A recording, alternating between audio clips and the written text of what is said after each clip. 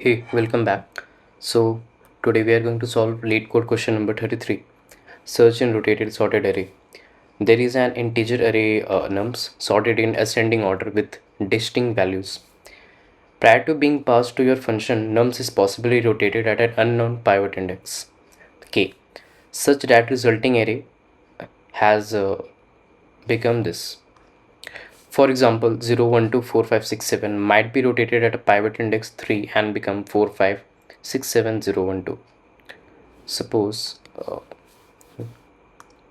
we had this array, so it would have been 0, 1, 2, 4, 5, 6, 7. So what the question states is that there was a pivot index 3 and the array was rotated from that pivot index. So 4, 5, 6, 7 went front and 0, 1, 2 went back, and you can see the resulting array got converted to this. So the question asks us to find the index of the given target element in the rotated sorted array. So let's say if these were the indices and the target element is 0, so where the target element lies in the given array nums, it definitely lies at position 4 or index 4. So our answer in this case is 4. Now for the second example, the target element is 3. Since 3 is not present in the given array nums, so our answer would be -1. Now for the third example, the target element is 0. Since 0 is also not present in the given array nums, so our answer would be -1. So how we are going to approach this problem? Okay, so we have this rotated sorted array and the target element is 0.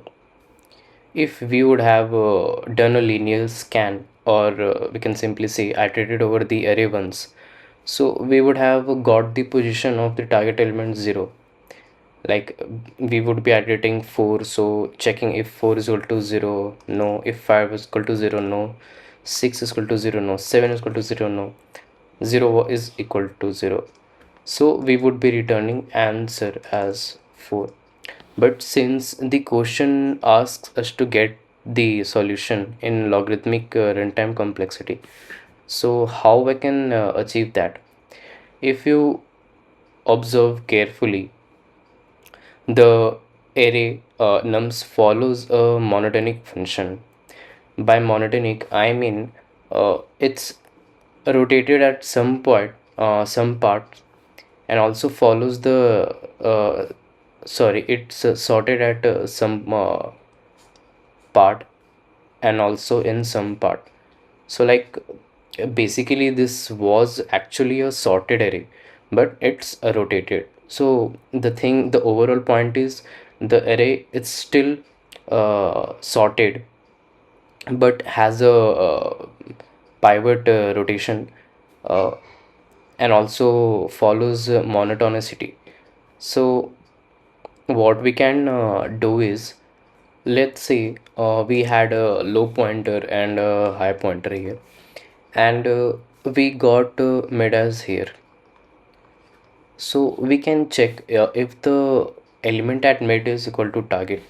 If the element at mid was equal to the target, then we would have directly returned mid as our answer. But since the mid is not equal to the target, then we can go for a check, like if the number at low is less than equal to the mid. So if this condition is met, then the search space including the low element and the mid element is a sorted part. So like 4, 5, 6, 7 is a sorted part. You can observe this, and we can run a binary search in this range uh, and find the target element. Now, if the target element is not found is in this sorted part, then we can proceed to a higher search space where we can check if the mid element is lesser than equal to high. So you can see this also becomes a range to search for the target element, and we can apply binary search here and get the target element. So you can see we are basically finding the sorted parts each time, and we are applying an inner binary search to get the target element. Since the target element lies in this sorted part, we can search for run a binary search in this sorted part and get the target element, and it would return us 4 as our answer. So let's see how this is going to work. So we are in our code editor. Let's assign low and high pointer.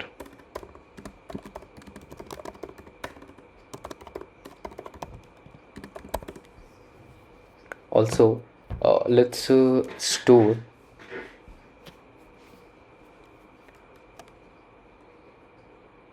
No, let's directly run the binary search.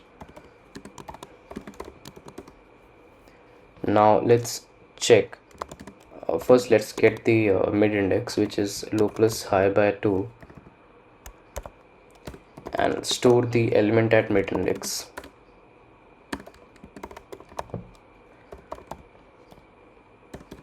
Now let's check if the current element is equal to target. If the current element was equal to the target, then we would have directly returned mid as our answer. Else if the number at low was less than equal to number at mid position, then we can search then we can run a binary search in that sorted part. So we can do something like if the target element lies between these ranges, we can move the high to mid -1, else we can move the low to mid +1. Similarly, if mid was less than equal to the number at high, and check we check if nums mid is less than equal to target, that is the target lies in this sorted search range, then we can move the low to mid +1, that is move low to search in the higher search space, else high to mid -1. If the target element is not found, then we can simply return -1 as our answer. So this was it, and let's check. And as you can see, our test cases have passed. So let's submit our code, and all the test cases have passed, and you can see the code is actually pretty simple, and it's pretty efficient as well. So I hope to see you soon.